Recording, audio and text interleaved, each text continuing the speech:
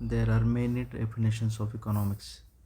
As the subject keeps on evolving, the definition keeps moving on evolving. The father of economics, Adam Smith, okay, characterized economics as an inquiry into the nature and causes of wealth of nation. Thereafter, a lot many economists define economics in different ways based on their own research and perception, but none of them are universally accepted. So it is better to have an idea about economics rather than having a definition. An idea about economics. This is a study that centers on resources. Resources may be abundant or scarce, natural or man-made, monetary or non-monetary. Okay. It is said that it is said so for a reason that horizon of economics has widened. Economics deals with scarce resources like diamond as well as resources like air which available in plenty. It speaks about the prices of both. It points out the scarce nature of diamond as a reason for its highest price, and as air is available in plenty is not overpriced. Adam Smith in his Wealth of Nations observed the things which have greatest value in use have frequency little or no value in exchange, and on the contrary those which have greatest value in exchange have frequency little or no value in use. Nothing is more useful than water, but it will purchase scarce anything. Scarce anything. Scarce anything can be held in exchange for it. A diamond, on the contrary, has scarce any value in use, but a very great quantity of other goods may frequently be had in exchange for it. He discussed about exchange value of both water and diamond. The first one is available in plenty. Second is of scarce. So it is clear that it studies both abundance and scarcity, the causes and effect of inflation that are related to abundance of money as well as scarcity or shortage of goods and services are also studied.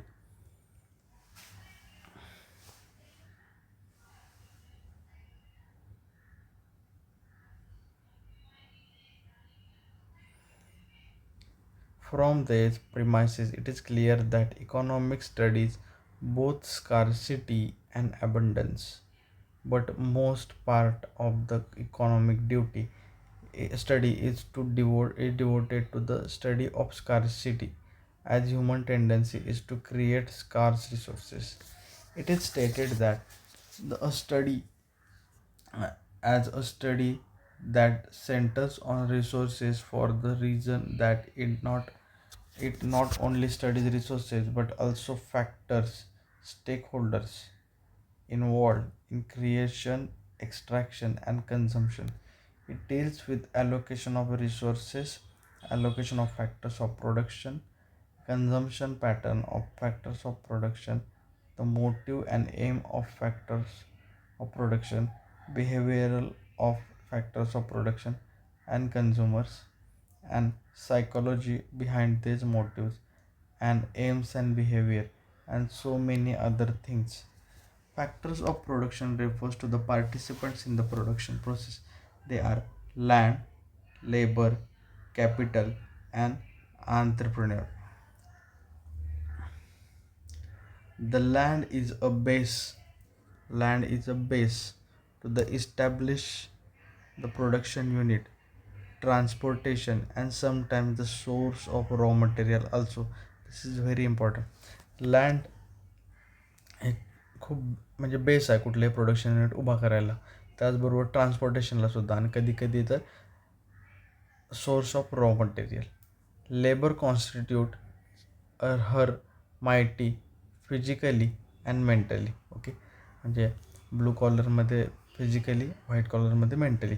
Capital used to purchase men and material. Okay, कॅपिटलमुळे काय होतं, main and material आपण काय करू शकतो, purchase करू शकतो. And entrepreneur being in all other factors of production and puts them into use. Okay, to produce what best can be produced using these. These entrepreneur may be governmental or private. ठीक आहे, entrepreneur हे governmental पण असू शकतात किंवा प्रायव्हेटसुद्धा असू शकतात. Okay, पुढचं बघूया आपण. अ study unrolled controlled atmosphere. It is a technical specifications of a car. The mileage of the car is mentioned as, say for example, 22 kilometers per liter. It means the car runs for 22 kilometers per liter of the fuel. But when it is brought about and used, it may not run 22 kilometers per liter. Have you ever thought why this difference arises? The difference is due to the fact that 22 kilometer per liter is mentioned after thorough check under certain laboratory conditions like well laid road, perfect air pressure in tire, traffic free atmosphere. But in actuality, all the roads are not well laid. City traffic may be heavy and the air pressure may not be maintained properly all the time. These factors reduce the mileage of the car. Likewise, certain varieties of seeds yield a high amount of produce in laboratory or in field trial. But when it comes to mass scale production by farmer, yield may not be the same. The reason is different in atmospheric and other varying conditions of the laboratory and field. Same logic applies for economics.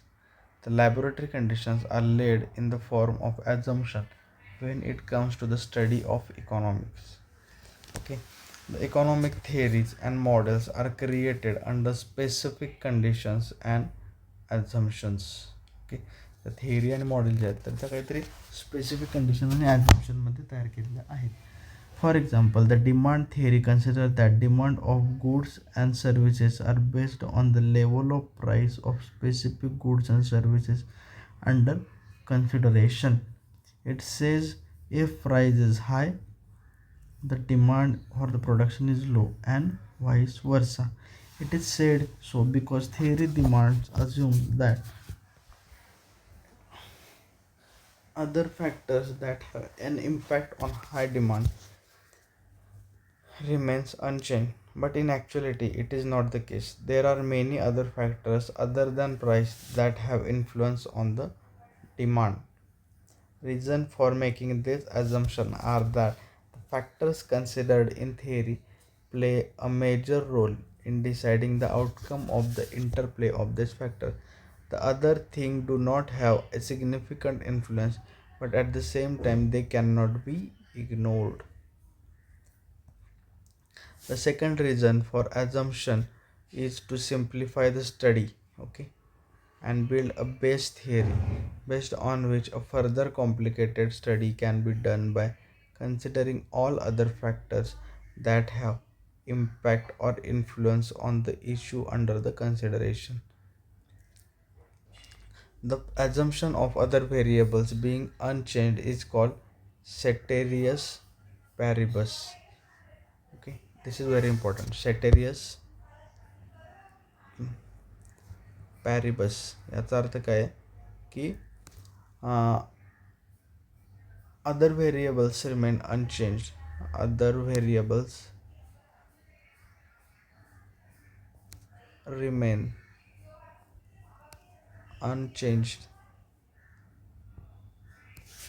The Economic Times defines ceteris paribus as the commonly used phrase stand for all other things being unchanged or constant. It is used in economics to rule out the possibility of other factors changing. The specific causal relation between two variables is focused.